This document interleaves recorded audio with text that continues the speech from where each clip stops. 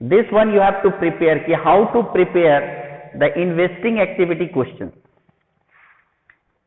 and investing activity questions are asking in the board examination of 3 marks or 4 marks in short, and in general उसमें हमेशा यही दिया हुआ रहता है टू प्रिपेयर ऑफ लेजर वाला पार्ट दिया हुआ रहता है, या तो इन्वेस्टमेंट से रिलेटेड लेजर रहेगा या fix assets and provision for depreciation से रिलेटेड लेजर रहता है.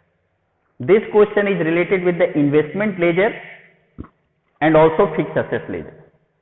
जो मैंने क्वेश्चन दिया आप सभी को, ये लेजर ऑफ फिक्स एसेट्स तब बनाते हैं, we are preparing this ledger only if the additional information are given related to the fixed asset, like selling of that या depreciation of that fixed asset.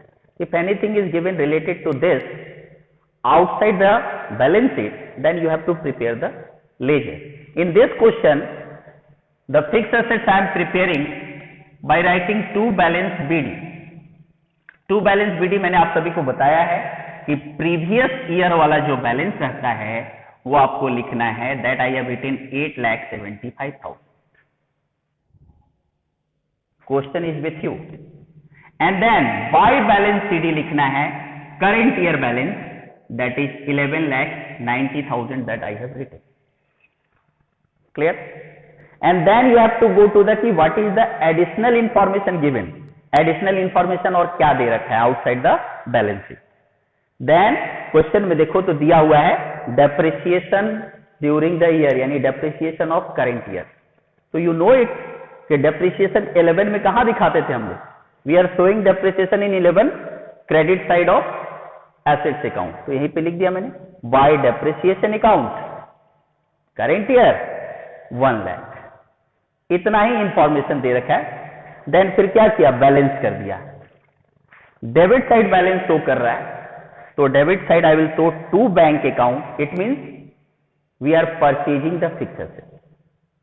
हम लोग फिक्स एसेट परचेज कर रहे हैं. 11 में भी याद रखो जितने भी परचेज 1 मशीनरी 2 मशीनरी 3 मशीनरी के होते थे, जितने परचेज होते थे आप 2 बैंक करके लिखते थे ना.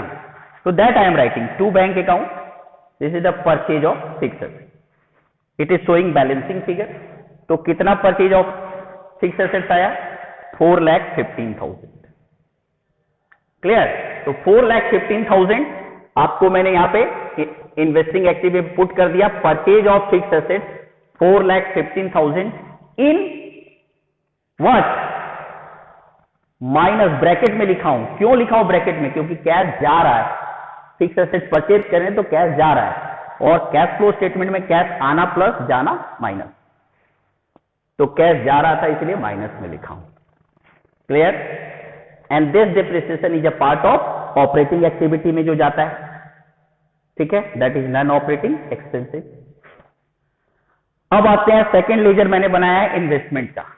इन्वेस्टमेंट को भी सेम स्टार्ट कर रहा हूं. टू बैलेंस बीडी लिखा, previous year balance, and bye balance CD लिखा करेंट ईयर बैलेंस. क्लियर? ध्यान से देखना इसके लेजर को, इन्वेस्टमेंट के लेजर को. एंड देन एडिशनल इंफॉर्मेशन में चेक किया, तो एडिशनल इंफॉर्मेशन में इंफॉर्मेशन दिया हुआ था दैट इज कि अ part of the half of the beginning of the half of the beginning, यानी बिगिनिंग था 2,50,000. क्या बिगिनिंग वॉज 2,50,000. इसका हाफ यानी 50%, दैट इज 1,25,000. इस 1,25,000 यानी हाफ को 10% प्रॉफिट पे बेचा है. तो जो हाफ निकाला उसका 10% प्रॉफिट निकाल लिया. तो 5 लाख का हाफ किया 1,25,000. 1,25,000 का 10% निकाला तो 12,500 प्रॉफिट पे बेचा है. तो कितने में बेचा?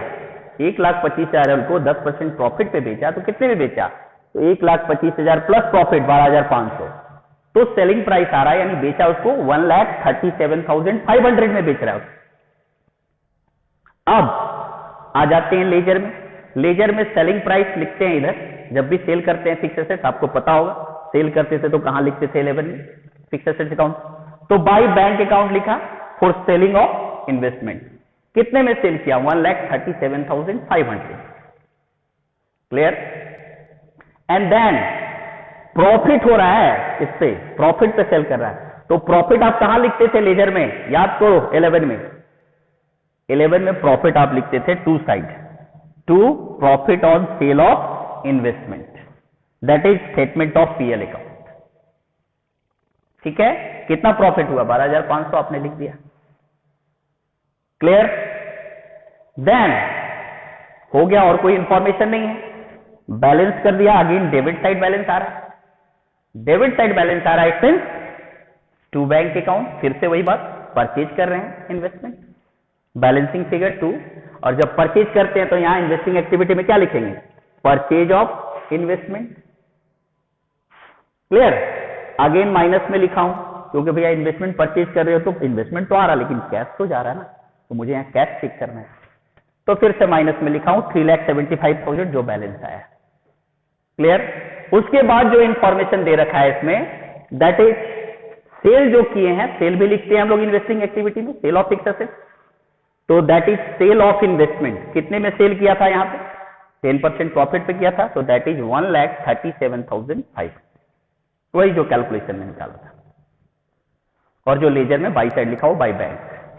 नाउ और एडिशनल इंफॉर्मेशन क्या देख रहा है? इंटरेस्ट ऑन इन्वेस्टमेंट, यानी इन्वेस्टमेंट जो भी फिक्स्ड एसेट्स पे इनकम होता है, the income on fixed assets पे जो भी इनकम होता है, that is a part of investing activity. तो that I have written interest on investment. Plus में लिखा हूं, क्यों?